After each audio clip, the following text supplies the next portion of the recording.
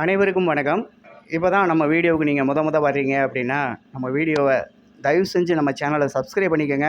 கூடவே இந்த வீடியோவுக்கு ஒரு லைக்கை போட்டுருங்க.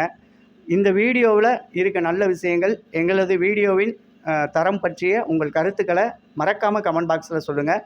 இப்போ வீடியோக்குள்ளே போவோம். இன்றைக்கி காலையிலிருந்து நம்ம தமிழக வெற்றி கழக அரசை சாடியும் முதலமைச்சருக்கு எதிராகவும் மிகப்பெரிய அளவில் அறிக்கைகளை கொடுத்துக்கிட்டு இருக்க வெத்து ஊதிகள் அப்படின்னு சொல்லலாம். வெத்து ஊதிகள் அப்படின்னு சொல்லலாம். அதுபோக முன்னாள் ஐஏஎஸ் அதிகாரியாக இருந்து ரிட்டையர்ட் ஆகிட்டாரா ஆகலையா அப்படிலாம் தெரில.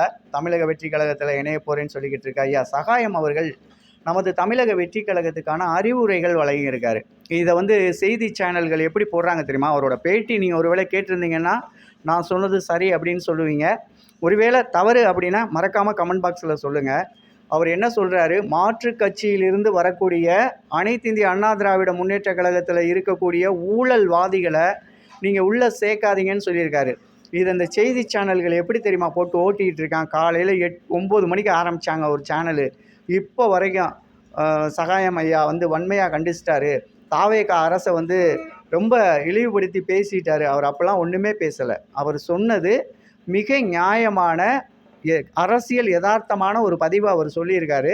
அவர் என்ன சொல்கிறாரு, அனைத்து இந்திய அண்ணா திராவிட முன்னேற்ற கழகத்தில் இருந்தும் மாற்று கட்சியிலிருந்தும் வரக்கூடியவர்களை நீங்கள் இணைச்சிட்டே இருக்கிறத கொஞ்சம் தவிர்க்கலாம். அடிமட்ட தொண்டர்களை நீங்கள் கட்சியில் இணைச்சிக்கங்க. பதவியில் இருந்துட்டு பதவி ஆசையில் இன்றைக்கி தமிழக வெற்றி கழகத்தோடு நம்ம போய் இணைஞ்சோம்னா நமக்கான ஒரு வாய்ப்பு இருக்குது. நம்ம அரசியலில் ஜொலிக்கலாம், பெரிய ஆளாக வந்துடலாம். இவங்களாம் புது அரசியல்காரவங்க, இவங்களுக்கு நம்ம என்ன பண்ணால் தெரியாது அப்படின்ற மமதையில் வந்துக்கிட்டு இருக்காங்க. தன்னோட பதவியை ராஜினாமா பண்ணிட்டு கூட வந்துக்கிட்டு இருக்காங்க. ரொம்ப கவனமாக இருக்கணும் மதிப்புக்குரிய முதலமைச்சர் ஜோசப் விஜய் அவர்கள் அப்படின்றத தான் அவர் சுட்டி காட்டி பேசுகிறாரு. அவர் சொல்கிறது நியாயம்தான்.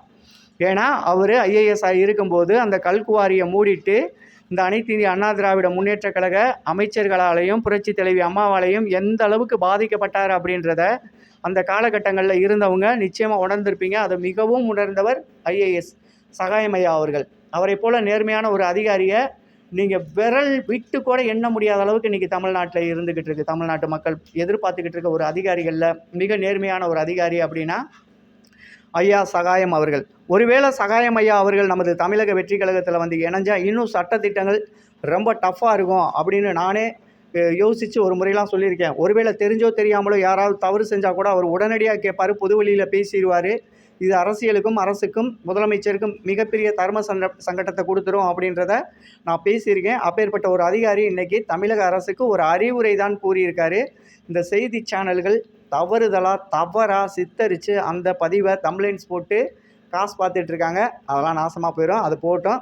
அதுக்கப்புறம் பார்த்தீங்க அப்படின்னா இன்றைக்கி தமிழக வெற்றி கழக அரசு அப்படிங்கிறது இந்த மக்களுக்கான அரசாக மக்களுக்கான நிலைப்பாடை எடுத்துகிட்டு மக்களோட மக்களாக பயணிக்கிறதுக்காக மக்களின் தேவை அறிந்து சேவை செய்யுது அப்படின்னு சொல்லலாம். மக்களின் தேவை அறிந்து சேவை செய்யக்கூடிய இந்த தமிழக வெற்றி கழக அரசை வசைப்பாடணும் அப்படிங்கிறதுக்காக வாயில் வந்ததெல்லாம் பேசிட்டு இன்றைக்கி காலையில் ஒருத்தர் போய் கம்பி என்ற சூழ்நிலையில் உட்காந்துருக்காரு. அவருக்கு காலையில் 6 மணிக்கு கைது பண்ணாங்க. இப்போ வரைக்கும் அவர்கிட்ட விசாரணை தான் போய்கிட்டு இருக்கு. விசாரணைக்கு ஒத்துழைப்பு கொடுக்காததுனால விசாரணையோட நீட்டிப்பு போயிட்டே இருக்குது. நைட்டு 7 மணி 8 மணிக்கு எப்படியும் போய் நீதிபதி முன்னால் ஆஜர்படுத்துவாங்க. இவர் மேலே சிறு வழக்குகள் அப்படின்னா ஜாமீன் கிடைக்க வாய்ப்பு இருக்குது. இவர் மேலே கொலை, அதாவது கொலை சம்மந்தப்பட்ட ஒரு வழக்கு, கொலை மிரட்டல், அதாவது 325 ஆமாம் 352 செக்ஷனில் பதிவு பண்ணியிருக்காங்க அப்படின்றது ஒரு பேசு பொருளாக இருக்குது. அப்படிங்கும்போது இவருக்கான அதாவது ஜாமீன் அப்படின்றது கொடுக்க முடியாது. ஒருவேளை சொந்த ஜாமீன் கொடுத்தா நீதிபதிகள் மீது மக்களுக்கு இருக்கக்கூடிய ஒரு நம்பிக்கை என்பது இப்போவே நிறையா பேர் அதெல்லாம் பேசிகிட்டு இருக்காங்க. என்னப்பா பிடிச்சிட்டு போய் கொடுக்குறாங்க, சொந்த ஜாமீன்லாம் விட்டுறாங்க அப்படின்னு கேட்குறாங்க. மக்கள் கேட்டுட்டு இருக்காங்க. இது எந்த அளவுக்கு போகும் அப்படின்னு தெரில. இதுக்கு பதிலடி கொடுக்கணும் அப்படின்றதுக்காக முன்னாள் முதலமைச்சர் கொளத்தூர் முன்னாள் எம்எல்ஏ ஐயா ஸ்டாலின் அவர்கள் பார்த்திங்கன்னா, இது சாத்தான் ஆட்சி, இவங்களாம் வன்மத்தை கக்கிக்கிட்டு இருக்காங்க, இவங்களால ஒன்றை தாங்கிக்க முடியல, சத்தியமாக சொல்கிறேன் ஐயா ஸ்டாலின் அவர்களே, நீங்கள் நினைக்கிற அளவுக்கு நாங்கள் கிடையாது. நாங்கள் தரமான ஆட்சியும் தரமான அரசியலும் தரமான ஒரு மனிதராகவும் மனித நேயம் மிக்க மனிதர்களாகவும் வாழ்ந்துக்கிட்டு இருக்கோம். ஜாதி இல்லை, மதம் இல்லை, எந்த விதமான பேதம் இல்லை, வேற்றுமை இல்லாத ஒரு அரசியலை எடுத்துகிட்டு போகிறோம். அனைவரும் சமம் அப்படின்ற இடத்துல நாங்கள் கொண்டுட்டு போகிறோம். நீங்கள் வேற்றுமை அப்படின்றத எப்போவுமே பார்க்கக்கூடியவர், மேல் ஜாதி கீழ் ஜாதி பார்க்கக்கூடியவர்.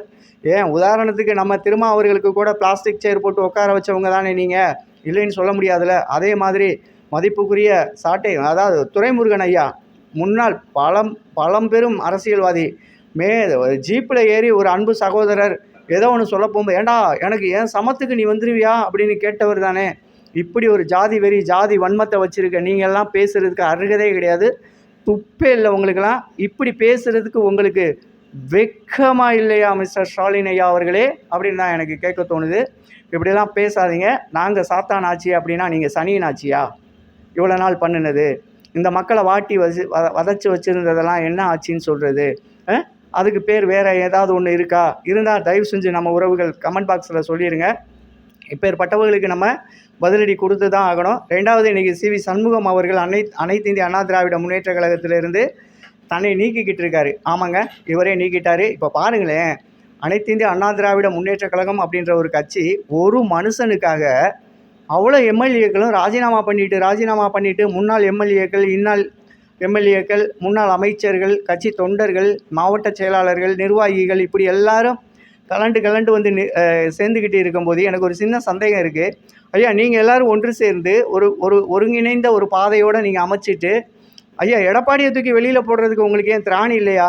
உங்களால் அந்த கட்சியை டேக் ஓவர் பண்ணி அம்மாவோட புகழ் வேணும், இது அம்மாவோட கட்சி, இது அம்மா ஏழைகளுக்கான கட்சி, ஏழைகளோடு பயணிக்கக்கூடிய கட்சி அப்படின்னு சொல்லிட்டு அந்த கட்சியை வளர்த்து எடுத்துகிட்டு போகிறதுக்கான எண்ணமே உங்களுக்கு இல்லையா? அழித்து எடுத்துகிட்டு போகணும்னு நினைக்கிறீங்களே, உங்களுக்கெல்லாம் வெக்கமாக இல்லையா?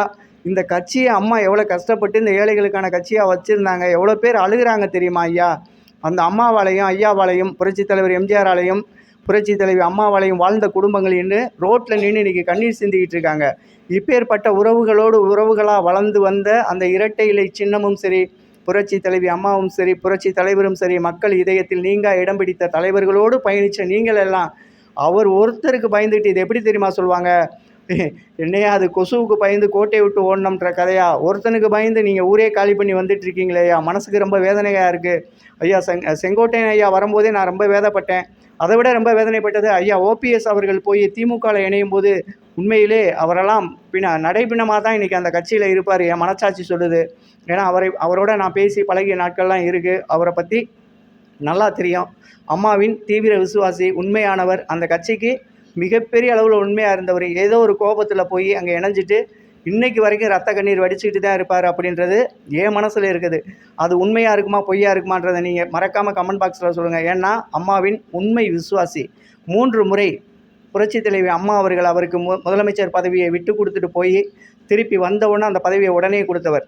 ஆனால் ஒரே ஒரு முறை சின்னம்மா இந்த டெட் பாடி கையில் ஆட்சியை கொடுத்துட்டு போனதோட சின்னம்மாவே யாருன்னு கேட்ட துரோகி, இந்த நாட்டு மக்களை யாரா இவனுங்களுக்கெல்லாம் ஏண்டா செய்யணும்னு கேட்ட இவர்.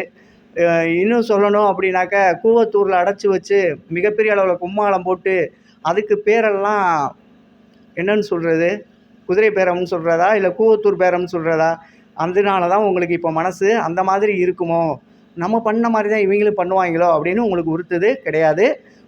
அம்மாவின் உண்மையான விசுவாசிகள், அம்மாவின் உண்மையான தொண்டர்கள், அம்மாவை உண்மையாக நேசித்தவர்கள், அம்மாவின் படத்தை எப்போதும் நாம் பாக்கெட்டில் வைத்து கொள்ளலாம் என்று நினைப்பவர்கள் மட்டும்தான் தமிழக வெற்றி கழகத்தில் வந்து இணைஞ்சிக்கிட்டு இருக்காங்க. வெற்றி தலைவர் விஜயண்ணாவுக்கு வலதுகரமாக செயல்பட்டுக்கிட்டு இருக்காங்க அப்படின்றத மறந்துடாதீங்க. மிஸ்டர் எடப்பாடி கே பழனிசாமி ஐயா அவர்களே, நீங்கள் மட்டும் ஒத்தையில் நிற்க போகிறீங்க, நீங்கள் மட்டும்தான் இருப்பீங்க, கட்சியில் வேறு யாருமே இருக்க மாட்டாங்க. இன்னும் ஒரு 3 மாதத்துக்குள்ளே முடிஞ்சிடும். நீங்கள் பிஜேபி கூட கூட்டணி வச்சுக்கோங்க, திமுக கூட கூட்டணி வச்சுக்கோங்க, எது வேணாலும் கூட்டணி வச்சுக்கோங்க.